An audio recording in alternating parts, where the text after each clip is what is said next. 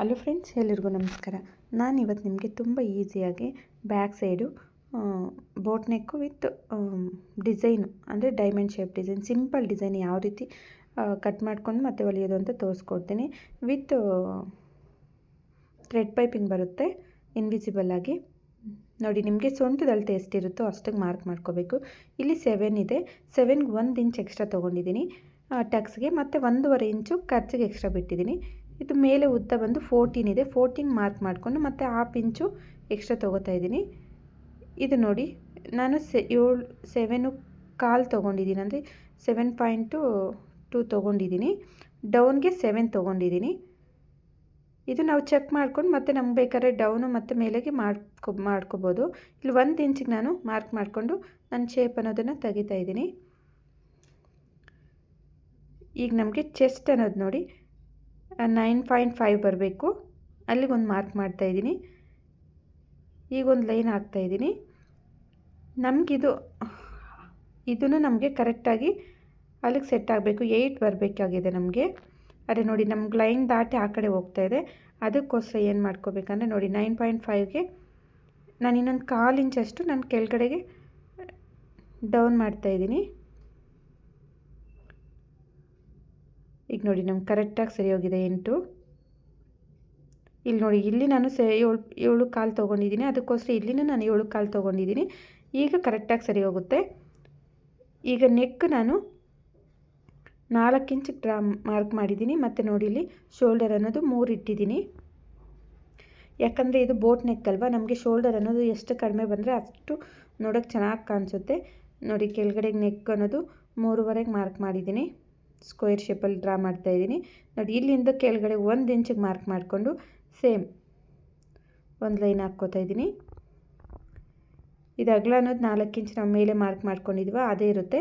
ಕೆಳಗಡೆ ನೆಕ್ ಇದು ಬಂದು 3.5ಗೆ ಮಾರ್ಕ್ ಮಾಡಿಬಿಟ್ಟು ಸೇಮ್ ನೋಡಿ, ಇದನ್ನು ಸ್ಕ್ವೇರ್ ಶೇಪಲ್ಲೇ ರೆಕ್ಟ್ಯಾಂಗಲ್ ಶೇಪ್ ನೋಡಿ ಈ ಥರ ಡ್ರಾ ಮಾಡ್ಕೊಂಡಿದ್ದೀನಿ.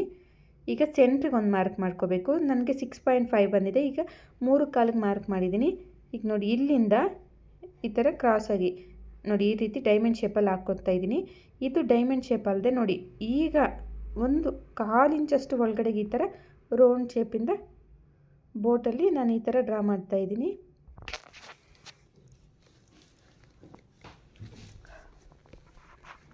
ನೆಕ್ ನೋಡೋಕ್ಕೆ ತುಂಬಾ ಚೆನ್ನಾಗಿರುತ್ತೆ. ನಾನು ಕೆಳಗಡೆ ಡಾಟ್ಸ್ಗೆ ಮಾರ್ಕ್ ಮಾಡ್ತಾಯಿದ್ದೀನಿ. 3.5 ಇಂಚ್ ಡಾಟು ಹಾಕ್ತಾಯಿದ್ದೀನಿ. ಇಲ್ಲಿ ನೋಡಿ, ಇಲ್ಲಿನೂ ಅಷ್ಟೇ ನಾನು ಬೋಟ್ ಶೇಪಲ್ಲಿ ನೆಕ್ಕನ್ನು ಡ್ರಾ ಮಾಡ್ತಾಯಿದ್ದೀನಿ. ಈಗ ಸೇಮ್ ಇದು ಹೆಂಗಿದೆಯೋ ಹಂಗೆ ನಾನು ಕಟ್ ಮಾಡ್ತೀನಿ. ಇಲ್ಲಿ ಶೋಲ್ಡರ್ ಹತ್ರ 1/4 ಇಂಚಷ್ಟು ನಾನು ಡೌನ್ ಮಾಡ್ತಾಯಿದ್ದೀನಿ. ಯಾಕಂದರೆ ಇದು ಬೋಟ್ ನೆಕ್ ಬ್ಲೌಸ್ ಅಲ್ವಾ, ಅದಕ್ಕೋಸ್ಕರ.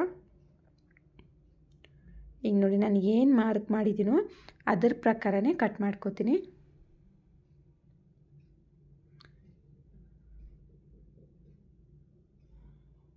ನೋಡಿ, ನೆಕ್ ಅನ್ನೋದು ಎಷ್ಟು ಚೆನ್ನಾಗಿ ಬಂದಿದೆಯೋ.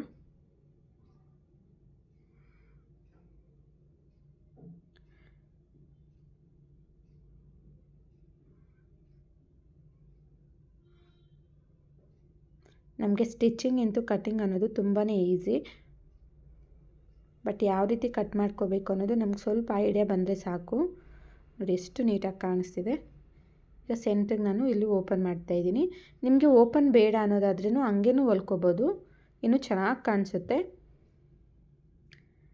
ಈಗ ನಾನು ಇದಕ್ಕೆ ಥ್ರೆಡ್ ಪೈಪಿಂಗ್ನ ಕೊಡ್ತಾಯಿದ್ದೀನಿ. ನಾನು ಥ್ರೆಡ್ ಪೈಪಿಂಗ್ ಅನ್ನೋದು ಮೊದಲೇ ರೆಡಿ ಮಾಡಿ ಇಟ್ಕೊಂಡಿದ್ದೀನಿ. ಅಂದರೆ ಇದಕ್ಕೆ ಆಪೋಸಿಟ್ ಕಲರ್ ಸೀರೆ ಕಲರ್ ತೊಗೋತಾ ಇದ್ದೀನಿ ನಾನಿಲ್ಲಿ, ಗ್ರೀನ್ ಕಲರು. ಅದನ್ನು ನಾನು ರೆಡಿ ಮಾಡಿ ಇಟ್ಟಿದ್ದೀನಿ. ಇದು ಆ್ಯಕ್ಚುಲಿ ರೆಡಿ ಮಾಡ್ಕೊಳ್ಳೋದು ಎಲ್ಲರಿಗೂ ಬರುತ್ತೆ. ಈಗ ನೋಡಿ, ನೆಕ್ ಏನಿದೆಯೋ ಅದ್ರ ಪ್ರಕಾರನೇ ಇಟ್ಕೊಂಡು ನಾನು ನಿಧಾನಕ್ಕೆ ಹೊಲ್ಕೊಂಡು ಬರ್ತೀನಿ.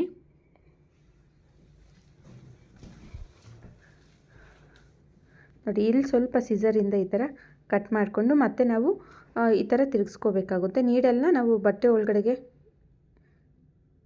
ಸುಚ್ಚಿರಬೇಕು. ನೋಡಿ, ಈಗ ಈ ಕಡೆ ತಿರುಗಿಸ್ಕೊಂಡು ನಿಧಾನಕ್ಕೆ ನಮಗೆ ಶೇಪ್ ಯಾವ ರೀತಿ ಇದೆಯೋ ಅದೇ ರೀತಿ ನಾವು ಹೊಲ್ಕೊಂಡು ಬರಬೇಕು.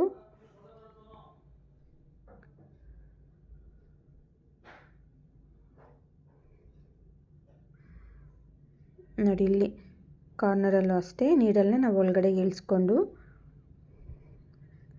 ಶೇಪ್ ಯಾವ ರೀತಿ ಇದೆಯೋ ಅದೇ ರೀತಿ ನಾವು ನೀಟಾಗಿ ಹೊಲ್ಕೊಡ್ತಾ ಬರಬೇಕು.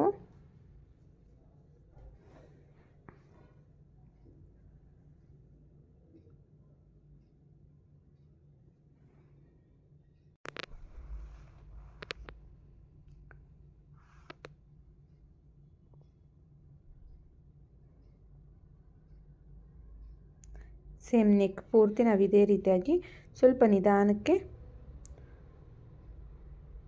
ಹೊಲ್ಕೋಬೇಕಾಗುತ್ತೆ. ಇಲ್ಲಿ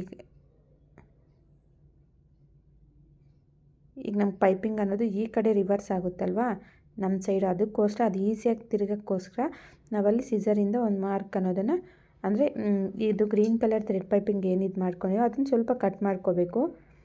ಅಂದರೆ ನಾವು ಸಿಸರಿಂದ ಮಾರ್ಕ್ ಮಾಡ್ಕೋತೀವಲ್ವ ಆ ಥರ.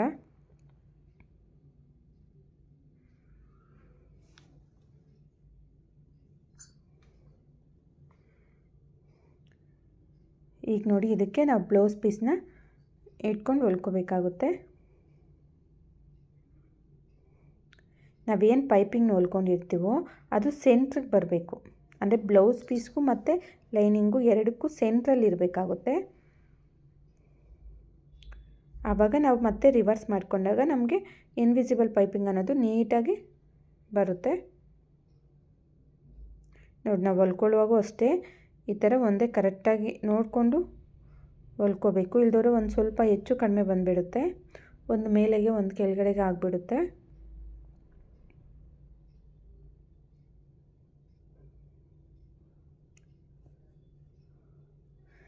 ಈಗ ಹೊಲಿಯೋದು ನಮ್ಗೆ ತುಂಬ ಈಸಿ ಆಗುತ್ತೆ. ನಾವು ಫಸ್ಟು ಪೈಪಿಂಗ್ ಏನು ಹೊಲ್ಕೋತೀವೋ ಆವಾಗ ಸ್ವಲ್ಪ ಕಷ್ಟ ಅನಿಸುತ್ತೆ. ಇವಾಗ ಏನಿಲ್ಲ, ನಮಗೆ ಇದು ಹೊಲಿಗೆ ಅನ್ನೋದು ಕಂಪಲ್ಸರಿ ಮೇಲೆ ಕಾಣಿಸ್ತಾ ಇರುತ್ತೆ. ನಾವು ಲೈನಿಂಗ್ ಹೊಲ್ಕೊಂಡಿರ್ತೀವಲ್ಲ ಪೈಪಿಂಗು, ಆ ಹೊಲಿಗೆ ಅನ್ನೋದು ನಮ್ಗೆ ಇಲ್ಲಿ ಮೇಲೆ ಕಾಣಿಸುತ್ತೆ. ಆ ಹೊಲಿಗೆ ಮೇಲೇ ನಾವು ನೀಟಾಗಿ ಹೊಲ್ಕೋತಾ ಬಂದರೆ ನಮಗೆ ನೀಟಾಗಿ ಬರುತ್ತೆ.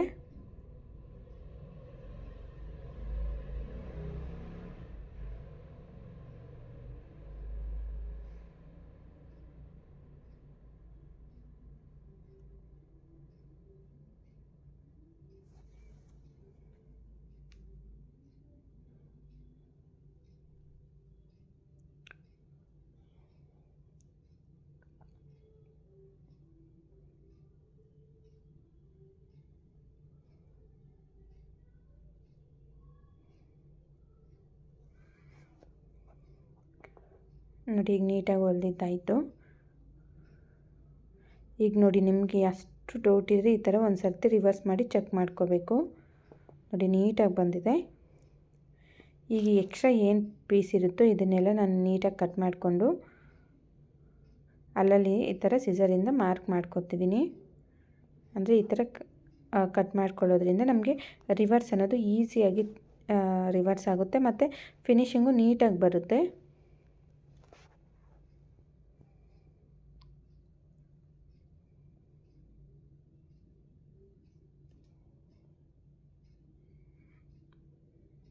ನೋಡಿ ಕಾರ್ನಲ್ಲೆಲ್ಲ ನೀಟಾಗಿ ನಾವು ರಿವರ್ಸ್ ಮಾಡ್ಕೋಬೇಕು. ನೋಡಿ ಈಸಿಯಾಗಿ ರಿವರ್ಸ್ ಆಗಿದೆ.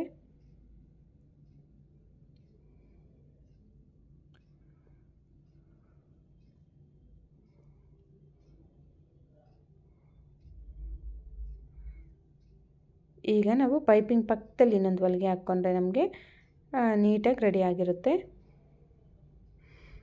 ಅಥವಾ ನಿಮಗೂ ಪೈಪಿಂಗ್ ಪಕ್ಕದಲ್ಲಿ ಹೊಲಿಗೆ ಬೇಡ ಅನ್ನೋದಾದರೆ ನೀಟಾಗಿ ಇನ್ನೊಂದು ಸರ್ತಿ ಐರನ್ ಆದರೂ ಮಾಡ್ಕೋಬೋದು. ನೋಡಿ ಎಷ್ಟು ನೀಟಾಗಿ ಬಂದಿದೆ ಅಂದರೆ ಅಷ್ಟು ನೀಟಾಗಿ ಬಂದಿದೆ ನೋಡಿ. ಈಗ ಬ್ಯಾಕ್ ಸೈಡು ನೀವು ಡೋರಿಗೆ ಕೊಟ್ಕೊಂಡ್ರೆ ನಿಮಗೆ ರೆಡಿ ಆಗುತ್ತೆ. ನೋಡಿ ನಾನು ಈ ಥರ ಡೋರಿನ ರೆಡಿ ಮಾಡಿ ಜಾಯಿಂಟ್ ಮಾಡ್ತಾಯಿದ್ದೀನಿ. ಬ್ಲೌಸ್ ಎಲ್ಲ ಫಿನಿಶ್ ಆಗಿದ್ದಾದಮೇಲೆ ಈ ಥರ ರಫ್ ಮಾಡ್ಕೊಂಡಿದ್ವಿ ಅಂದರೆ ನಮಗೆಲ್ಲ ರೆಡಿ ಆಯಿತು. ಈ ವಿಡಿಯೋ ನಿಮ್ಗೆ ಏನಾದರೂ ಇಷ್ಟ ಆಯಿತು ಅಂದರೆ ಒಂದು ಲೈಕ್ ಮಾಡಿ, ಶೇರ್ ಮಾಡಿ, ಕಾಮೆಂಟ್ ಮಾಡಿ.